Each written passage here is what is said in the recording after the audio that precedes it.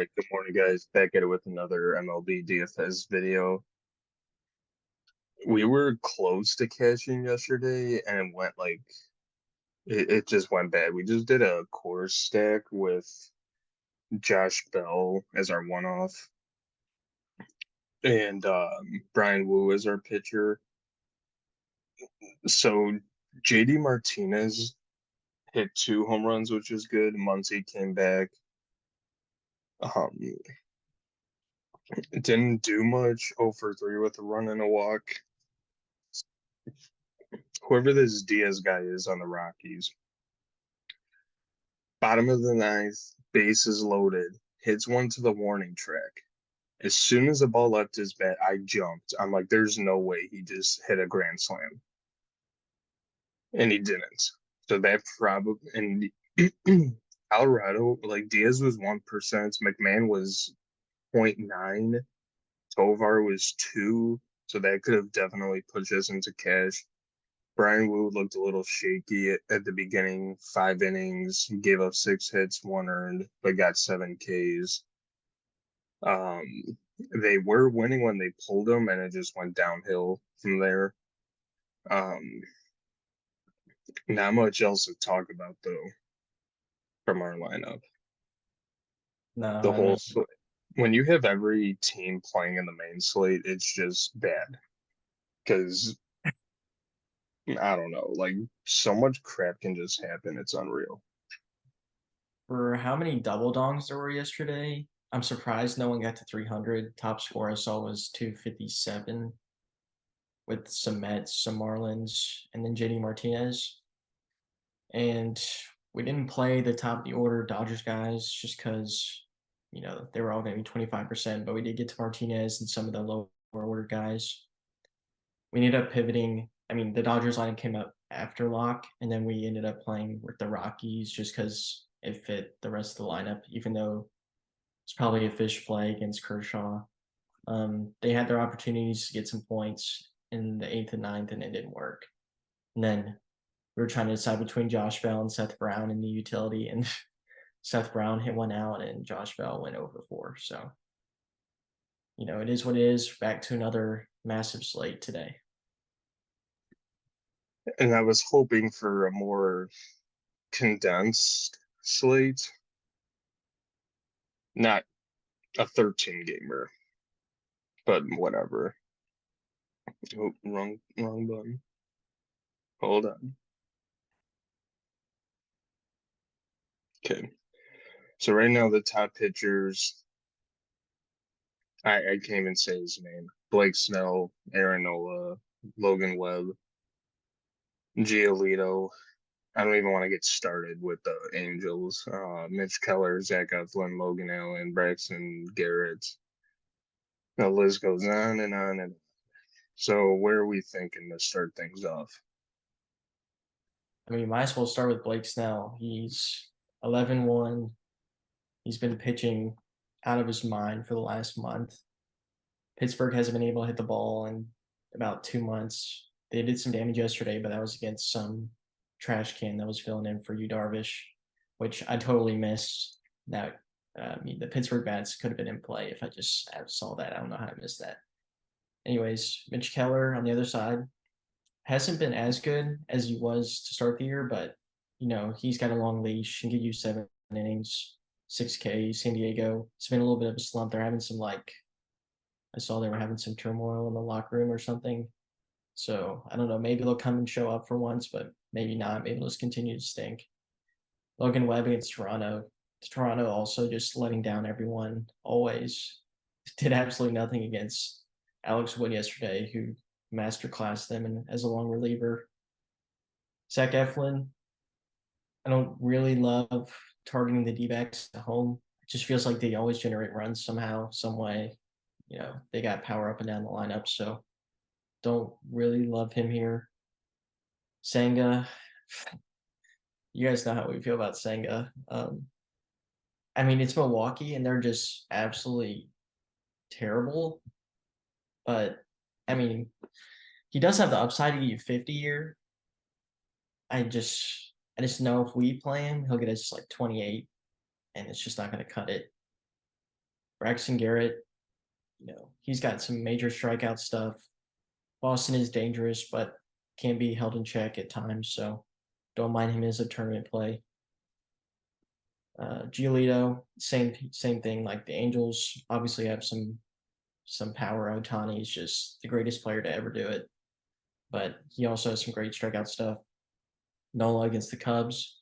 Cubs offense has been down for months and months and months. Nola's fine. Javier, I'm off, I think. Hasn't really shown much upside. He got 51 time against the Angels. Other than that, he hasn't eclipsed 48. So don't really see the need to get to Javier, especially on the road against St. Louis. That doesn't really strike my fancy. Bassett, Sanford doesn't really scare me all that much, but man, he's not looked good his last three starts. 0, 8, and 15 fantasy points. It's not.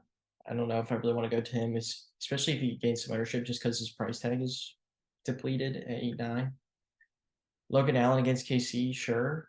It is almost 100 degrees in Kansas City though, so I don't know if I really love, you know, targeting against bats in that spot.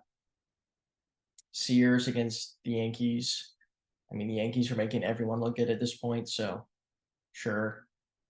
And I don't think I would play anyone underneath. Sears, Gibson, Reds find a way to be tricky almost always. Wade Miley, no thanks. Jermaine, no. Nicholas, no. Dunning, no. Yeah, nothing below that. I'm just gonna skip over Senga. Blake Snell definitely probably it's interesting because he's got point 0.1 leverage and he's projected for 6%. So I kind of like that, and it makes sense because he's 11-1. Aaron Nola is projected to be the chalkiest pitcher at 18%, and then Senga 8. I Jermaine. get it. What? Oh, what? Oh, Yeah. because they're playing Oakland. All right, don't play him. He's a cheater. So is like Garrett Cole, but that's a different story. All right, excluding Domingo Germain, Aaron Nola 9-6 against the Cubs. Good play, projected for 18%. Giolito, my team just can't get a win. Last game against the Red Sox, he went 6 innings, 10 strikeouts. I think gave up 2 earned. So I mean, he's been there recently. It's just a matter of, do you think he can go 6? And if you think he can go 6, do you think the White Sox get the win? Answer is no. So take a risk there. You said it about Mitch Keller. He's kind of been going downhill a little bit. Nothing too crazy, but he hasn't looked like how he has at the beginning of the year.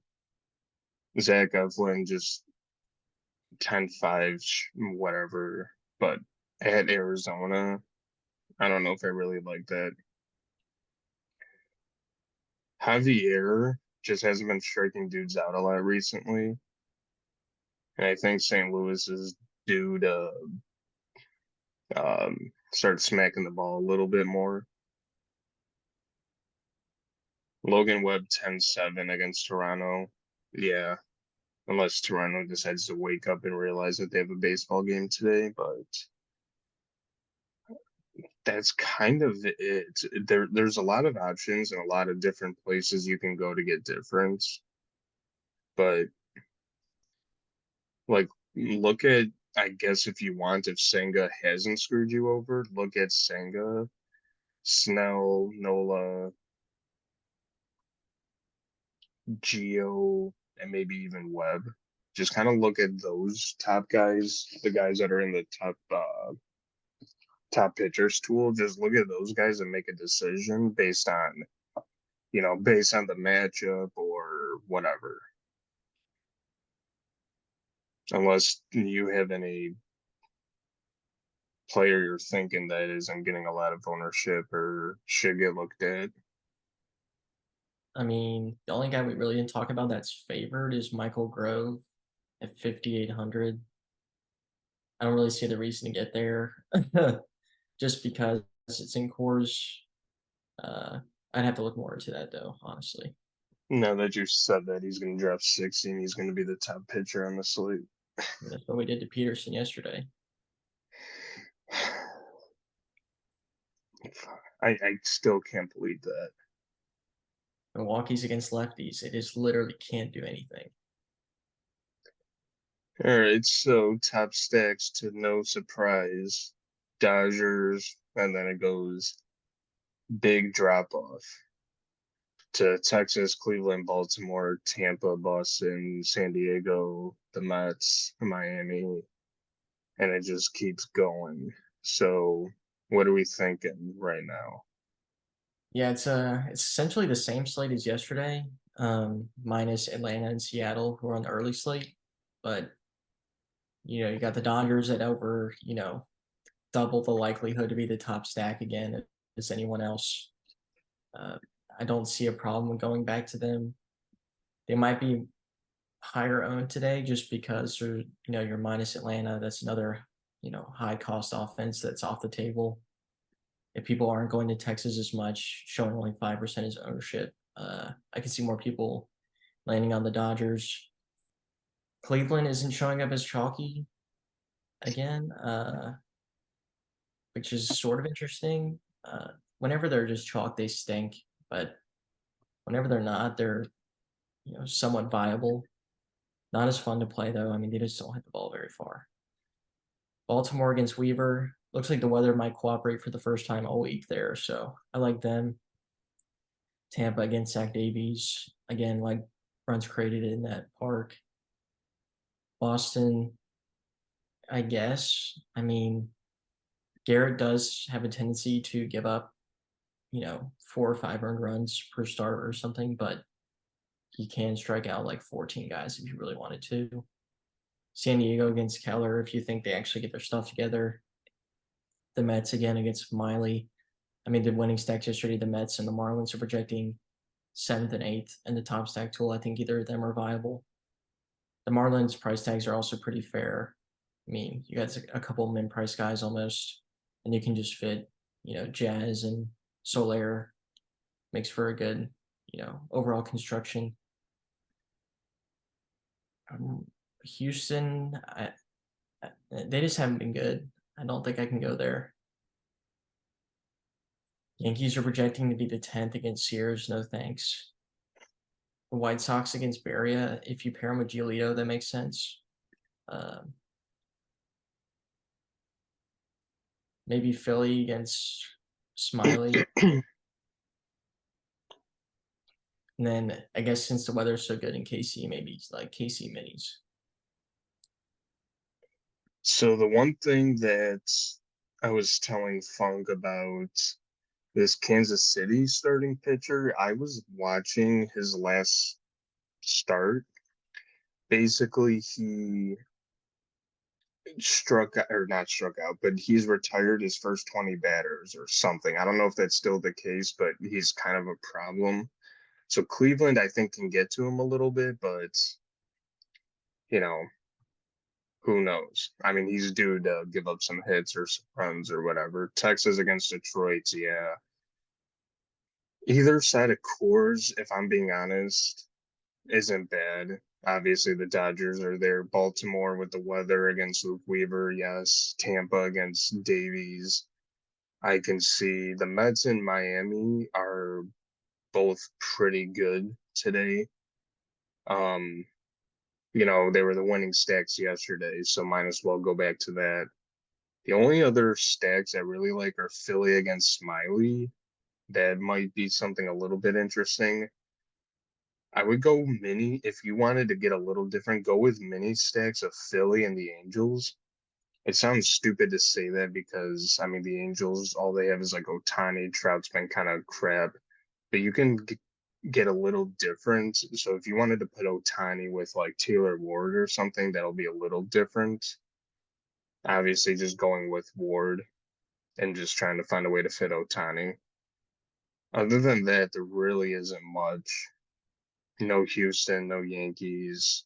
KC, since the weather's supposed to be good, I can understand getting to either side. But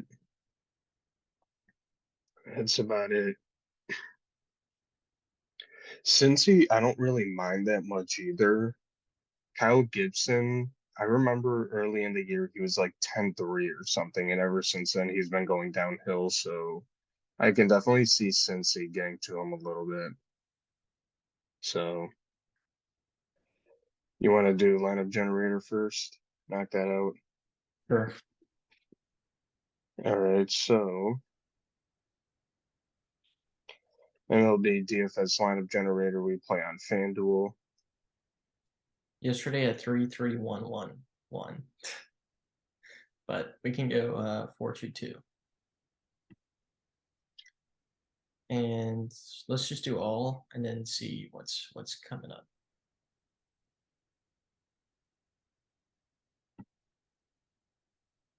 Oh, I love this. 4-man Baltimore. 2 Dodgers. Yeah. I actually don't mind that Some much good, if I'm some good being bats in there for sure. honest. So let's just save 20 and see where it takes us. Oh, all right. So we got a lot of Mookie, a lot of JE. Holy crap, Mookie is just taking it. Probably because with the all lineups, he's going to be chalky and also contrarian upside, so he's just going to pop a lot. Right. So it really likes Cleveland again. There's a couple Mullins with Hayes, Santander. I have no idea who this guy is, but Kansas City popping a little bit.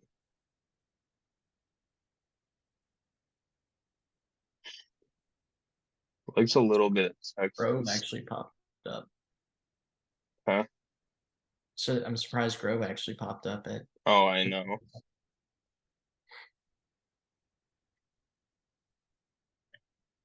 I can just scroll to eternity, but yeah, so you can just use this as a way to like hand build lineups, see what the generator says. You have 20 lineups saved, so then if you just wanted to like on FanDuel today, there's a $5 contest, 20 entry max. You can just say screw it and upload all these to a CSV and put it into FanDuel. So that's a one plus about this. Kind of gets you thinking. You can just upload this straight to FanDuel and all that. So, all right, lead us off with home runs.